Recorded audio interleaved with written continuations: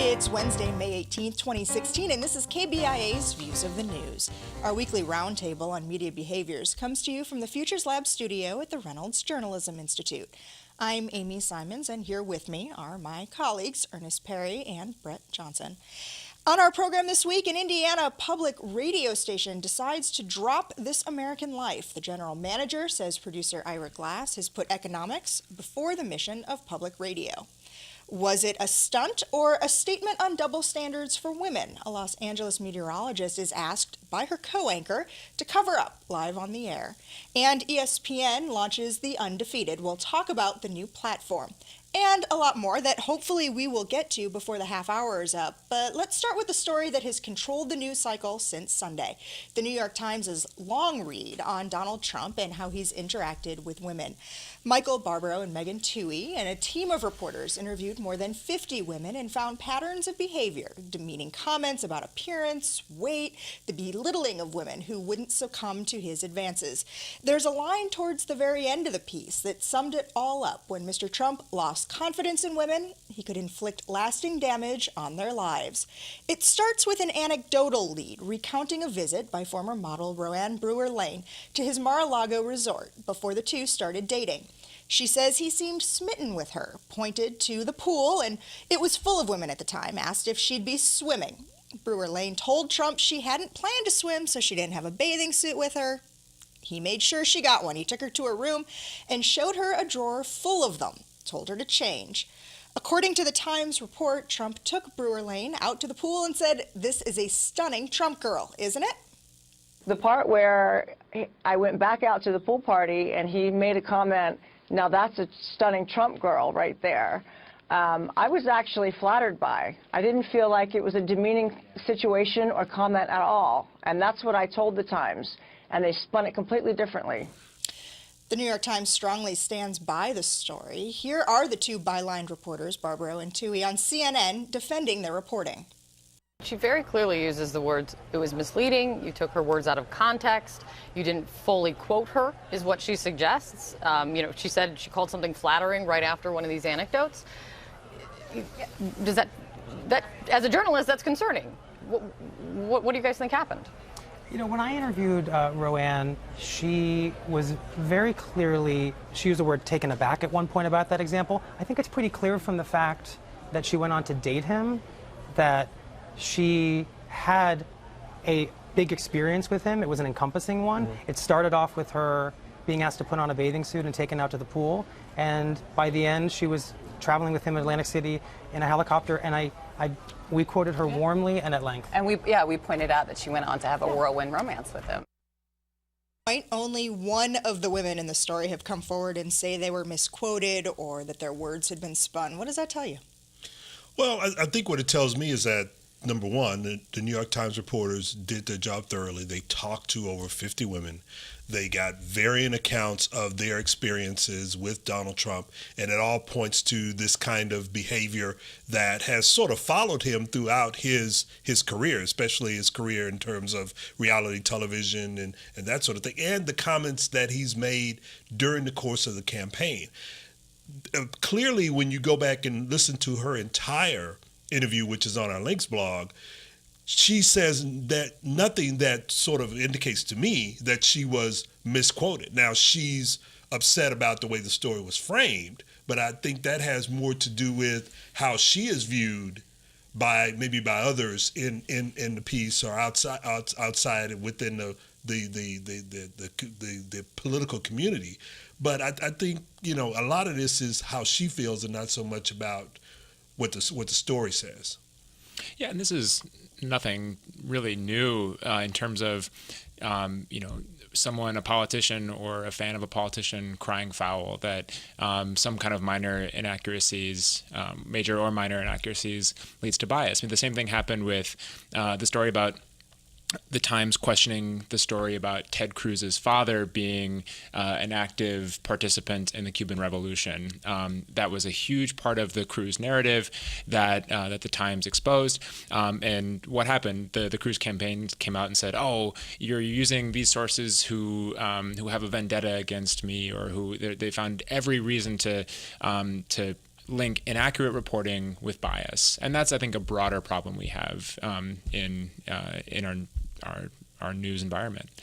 At one point earlier this week, there were rumblings that the Trump campaign and that Trump's people were looking to sue the New York Times. That's died down a bit. You're laughing, Brett. So for Trump is a public figure. Could become a public official, who knows? It would be very difficult for him to win a libel suit against the New York Times because he'd have to prove that the New York Times actually knew that the information was false and published it anyway. That's a very difficult standard to prove. But with Trump, it's all about image, and for him to do that, this is him posturing. This is him saying, and I'm sure his followers believe him. I'm sure they believe that, or his supporters, I should say, believe him that this could be a legitimate tactic against the Times. The one thing that sort of bothered me was that the reporters went on CNN to talk about this story, and in the questioning from the CNN anchors to them, as if that there's some legitimacy to Trump's argument, putting them on the defensive from the very beginning. And my whole point was, I'm looking at that, I'm going, why did you even go on the air to defend the story that you already knew was accurate? You knew that the quotes were there. You had 50 other sources in that article that all sort of said similar things. Why did you feel the need to do that? Frankly, for anyone who has been watching Donald Trump or the people surrounding him for the course of the last year or even the last 20, there really wasn't a whole lot of news in there. If anything, it was just that it was all piling on anecdote after anecdote after anecdote. It was more of a confirmation of what people had already been talking about. I mean, we've been talking about this ever since he made the comment about Rosie O'Donnell. Years ago. And that's come back up. I mean, this is just the beginning of what we're going to see throughout this campaign is his relationship with women, his relationship with business partners, his relationship with employees. This is all going to come up throughout the campaign, and you're going to see more and more stories, not just from the New York Times, but from all the mainstream media and others about what Donald Trump, who he is, what he's done, and whether or not he is the kind of candidate that we want to have, a kind of president that we want to have. Well, when I first started sending the two of you potential topics for this week's show, I had this one listed separately, but maybe I shouldn't have. Let me explain. Late last week, we'd heard about some leaked audio tapes that the Washington Post published. It's a conversation between a man who claims his name is John Miller, Donald Trump's publicist. But his voice and his word choice led many to believe it was the Donald. How and why did these come out? Sue Carswell was on the other end of the call back in 1991, and she has a theory. The main thing here is that I didn't leak the tape, and there were two people on the conversation. Wait, you taped it because you're a reporter doing your job? Yeah, and I lost the tape. You were the only one with a copy of the tape? Yes. When did you lose it? Back 25 years ago. Could somebody have stolen it? No. It was in my house, and then I moved apartments. So who else would have had a copy of the tape? Donald Trump. Wait a minute. So you're suggesting Trump leaked this to the Washington Post? Yes. Why? You got me. He's done stranger things. Because he loves publicity? Yeah. So you're suggesting that he may want us talking about this right now because it generates a news cycle, perhaps? Hello, Donald. That was Fox News Channel's Megyn Kelly interviewing Carswell. Well, timing couldn't have been worse because just as Trump is trying to tamp down that whole thing over in the New York Times and tamping down that tape thing, trying to prove it wasn't him, that whole New York Times story comes up and CNN's Brian Stelter reports this. Yeah, this was a surreal experience for the control room producers who, might be used to picking up the phone and hearing from someone in Atlanta or D.C., but not from Donald Trump himself. The candidate called up because he wanted to alert us to an interview that had aired on Fox earlier in the morning. And of course, you know how control rooms are. Everyone can see what's on the other channels. So we already knew about this interview. We're always watching. But he wanted to make sure we had seen it, make sure we were paying attention to it. He wasn't explicitly saying, you've got to go cover this, and we already were going to anyway. But it's an example of how Trump is so tuned in. He's so aware of media coverage about him, and in his own way tries to control and influence coverage. presidential candidates supposed to have press secretaries for stuff like this? Donald is his own press secretary. I think if he had a press secretary, he'd probably fire him like he does on The Apprentice. I mean, it's just this is who he is. He wants to be able to control the message, and to the point where he acts as his own press agent whenever he feels the need to, as Brian Stedler had to deal with on Sunday. Yeah, and I think he's doubly controlling the message. Not only is he acting as his own press secretary, but that very image of him taking control, that's the kind of thing that when you interview his supporters, that's what they say they love about him, that he's different from other Washington politicians because he does stuff like this. And lo and behold, that becomes the story of how the Donald is being different. And it's once again it's this gift that keeps on giving of him being able to control the message about him. I think one of the interesting things, I think we have a story on our Links blog that talks about this, is how is it going to impact his presidential campaign? What kind of impact is this going to have on his persona? I don't think it's going to have any. I think that, as you were saying, Brett, that this is what his supporters like. They like this part of Donald Trump. They like that the showmanship, the out front, yes. I mean, I am, listen to me. And this is what is driving the GOP establishment and others crazy, is that they're saying no one knows which way he's going to go. I mean, one day he's upset with the New York Times because they're putting out a story that he doesn't like. And then within the same news cycle, he's sort of pushing this other thing, saying, well, wait a minute, here I was acting as my own publicist. I was doing these things. Yes, it was me. No, it wasn't me. It's crazy, but it doesn't get to what people really should be concerned about, which is what is his policies? What does he actually believe in? How would he act, or what would he do as president? And these are the things that the current president is talking about in terms of Donald Trump, and what Hillary Clinton is talking about in terms of Donald Trump, and what worries the GOP establishment. Some of that coming out over the weekend when the president was at delivering a commencement address. Put yourself in the position of that producer for a second. So you get that phone call, and ethically speaking, and just having to make that decision quickly, you get the phone call. Do you put them on because you have the opportunity for the interview, or do you take control of your product and say, okay, thanks for the call, we'll talk to you later, bye, click? I don't know. You answer that. You've been a producer. I don't know. That's why I'm asking you what you would do. Talk to me ethically. What would you do, Brett? Ethically, I'd say thanks for the call, but no, we're happy to take your perspective as a quote to add to part of the story, just as we would if we had called you up ourselves. But to give that candidate free airtime, no, I think that would be unethical. But here's the problem. You've given him free airtime during the entire campaign. Right. We've been, and it's been no problem for him. The reason he even had the phone number to call into the control room in the first place was because the number of phoners he has done, they're probably all on speed dial. Well, I'm pretty sure it is. I mean, I think part of what the news media is going to have to deal with is now that everything is shifting toward general election mode, is how do you handle someone with Donald Trump's persona who has used you and others to his advantage? Now all of a sudden you're going to have to start thinking about it in terms of a general presidential campaign. Do you treat him the way you've done other presidential candidates, or are you going to go in a different mindset? It goes back to a quote I read earlier this week that just keeps coming back to the forefront for me, that you can always lower expectations, you can't raise them. So we've lowered the bar already so many times. To raise it is going to be hard to do. Well, the issue over Facebook and the claims that political bias has influenced its trending topics, well, that's continuing to be a story for a second week. Facebook CEO Mark Zuckerberg met with conservative thought leaders today, including Glenn Beck and a representative for Donald Trump. What might actually come out of these meetings? I'm not sure what's going to come out of these meetings. I mean, the problem is that there's this perception out there that Facebook is more slanted toward liberal stories and its trending topics. You had this study that came out, and then there are others out there saying, wait a minute, the study has its own biases, so you've got to deal with that part of the problem. And now there's the question of, is Facebook practicing journalism, or is it just an aggregator? And I'm wondering whether or not that question even came up during all these conversations. So, I mean, I think we're still trying to figure out what is Facebook's role And is it being used as a political pawn in this polarized environment of a heightened presidential election? Brett, what do you think about that? I think Ernest said it real well, that we don't know what Facebook's role is in society. We're kind of learning as we go along.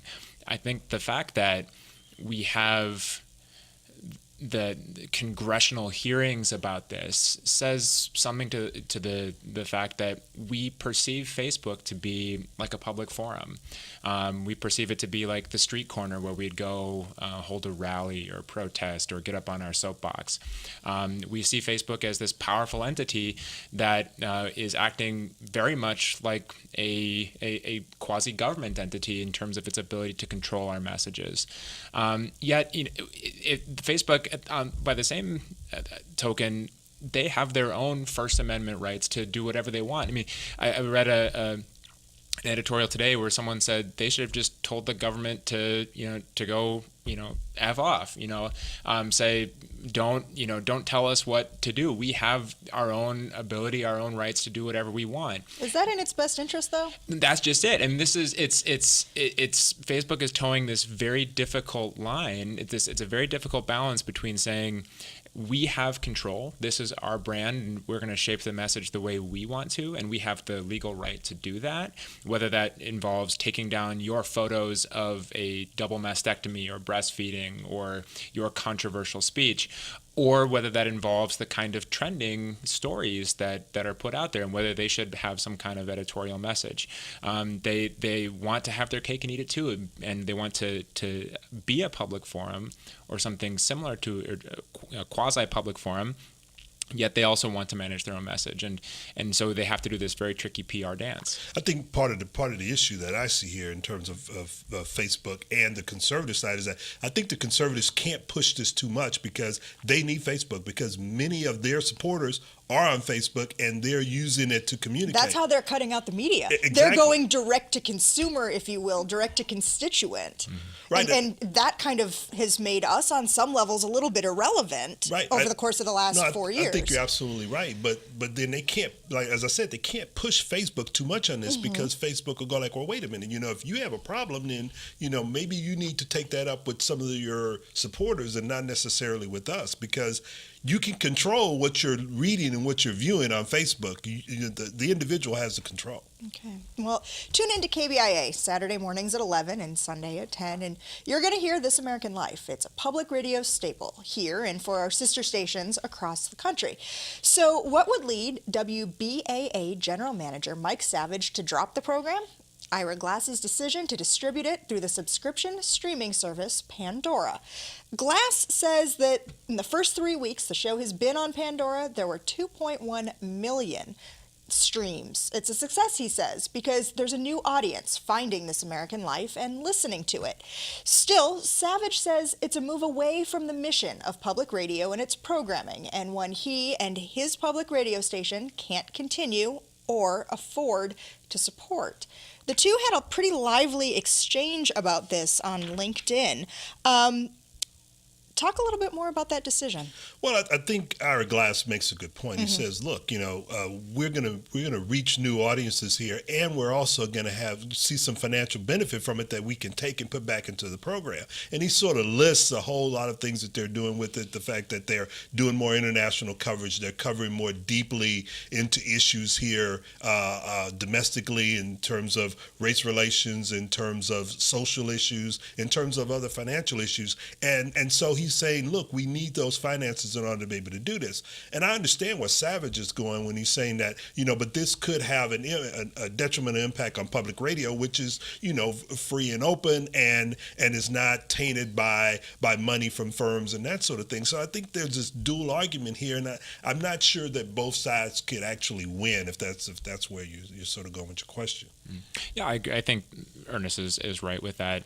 I don't see how Pandora is any different from iTunes. I think it's the goal is to get this quality programming out there and distribute it through as many vehicles as possible.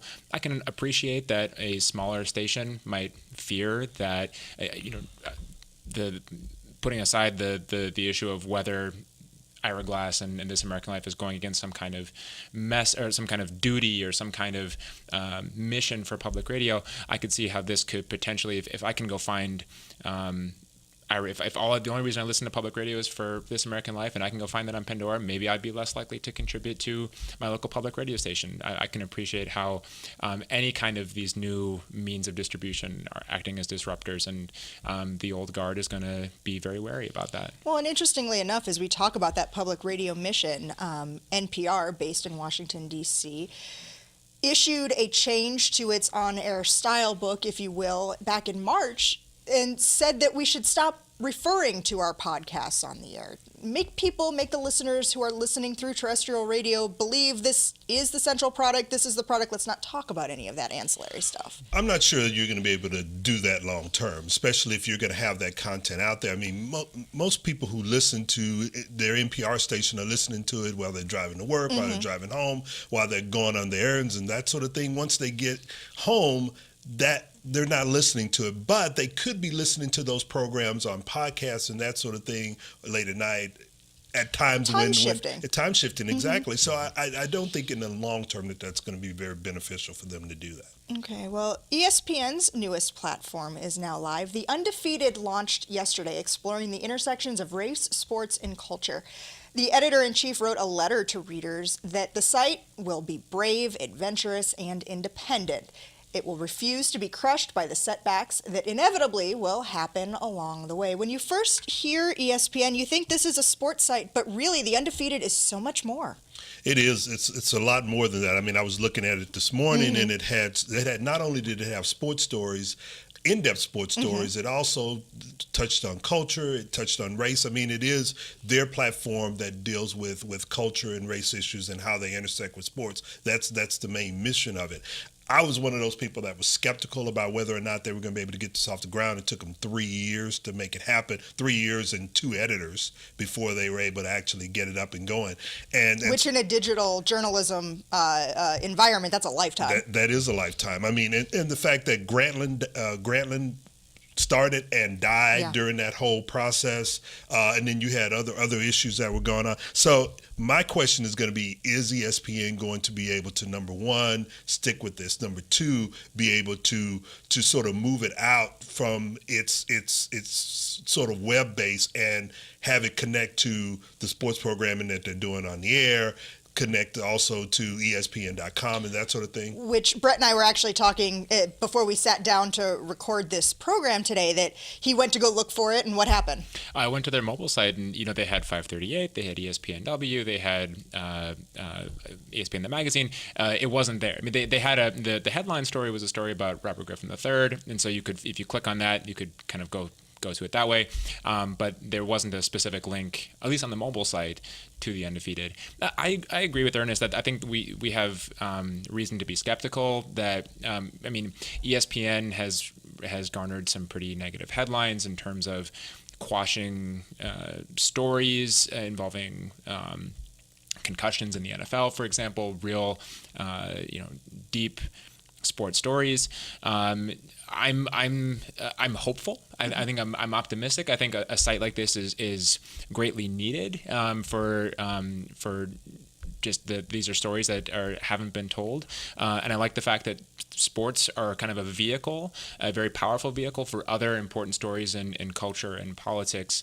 There's stories on there about HBCUs, but again, I think this is part of the ESPN Disney monster, and are they going to give it the kind of autonomy and the kind of independence that they say they do? I'm hopeful and optimistic, but it remains to be seen. Yeah, I'm a little weary of that too, because of the huge contracts that ESPN has with various sports entities.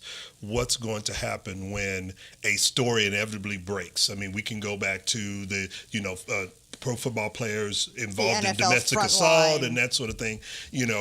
How's that gonna play out on a site like the Undefeated? Are you gonna back them when they come out with that story, especially if it's counter to one of your major contracts? Okay, well, there is a line in a Jimmy Buffett song, the song Fruitcakes. It's a thin line between Saturday night and Sunday morning. Apparently, Some viewers of the KTLA morning show thought it was a little too thin because when meteorologist Liberty Chan showed up wearing a sequined cocktail dress, well, see for yourself. Even into tomorrow. What's going on? You want me to put this on? Why? Because it's cold? I'm getting a lot of emails. What? There you go. Really? There you go. Okay. That's nice. I look like a librarian now. I need. That works. It's a librarian who's gone to a cocktail party. So you cut the video right there, and it looks like an abject case of sexism, but let's throw a little bit of context around this. This is a station that belongs to an ownership group that's all about pulling stunts and antics on the air and poking fun of themselves. So there's part of me that wonders how much of this was about wearing an inappropriate dress and how much of it was about creating a bit for a morning newscast that was meant to be lighthearted. I'm not sure because I watched it twice. Okay. And it's the optics of it still came off bad. Okay. It still came off as being sexist. It still came off as trying to make a joke out of something, especially when he says, well, we're getting emails. What kind of emails were you getting? Well, and did you see that the video that's on our links blog, as you continue going through, they read some of them. And they read some of the reactions that are there from some of the rather stodgy viewers, too, who they were trying to inveigle a little bit. You know, regardless of whether it's a stunt or not, I mean, if it is a stunt, optics are everything. Perception is everything. So I think Ernest is right. I think even if it was a stunt, this kind of, and I mean, it's almost like a Donald Trump effect. They're getting publicity because of this. Maybe more people are going to watch them now. Who knows? But I think that raises a broader ethical question about what is the forethought that goes into planning these media stunts? What are the ethics here? I mean, it's kind of absurd. You hear the guy behind the camera saying, there you go. It's very paternalistic and very creepy. I mean, so if it's a stunt, it was a very poorly planned one. And then you find out later on that he's got on a suit from the waist up and is wearing cargo shorts later on, and she sort of points to that and say, well, let the audience see what you're wearing. I'm going like, well, wait a minute. Is the fact that you're supposed to be doing the weather, is that the important thing? He's supposed to be doing the news, that's the important thing. And now we've devolved into each is wearing. There was a discussion in one of our alumni Facebook groups that one of the first things that we teach our students here in our radio television program is that your clothing shouldn't cause a distraction. And if that's one of the things that's happening, then the viewers aren't listening to what you're saying. They're looking at what you're wearing or whatever that distraction might be. So maybe that male anchor who is wearing shorts under the desk, you can't see that distraction isn't there in the same way. Yeah. Well, that music means we are pretty much out of time for today. I'd like to thank you for spending the last half hour with us. You can read more about all of the topics that we talked about on today's program. Check out our links blog to do that. It's under the Programs tab at KBIA.org. You can also follow us on Facebook or on Twitter. Our Twitter handle is @ViewsOnKBIA. These are all great ways to watch and listen to our program again, to leave us comments or questions, see previews of what we'll be talking about next week, and more. I'd like to thank Travis McMillan for directing today's show and KBIA's Pat Akers for handling the audio. I'm Amy Simons. Be sure to join us again next week when we're back with you for another edition of Views of the News.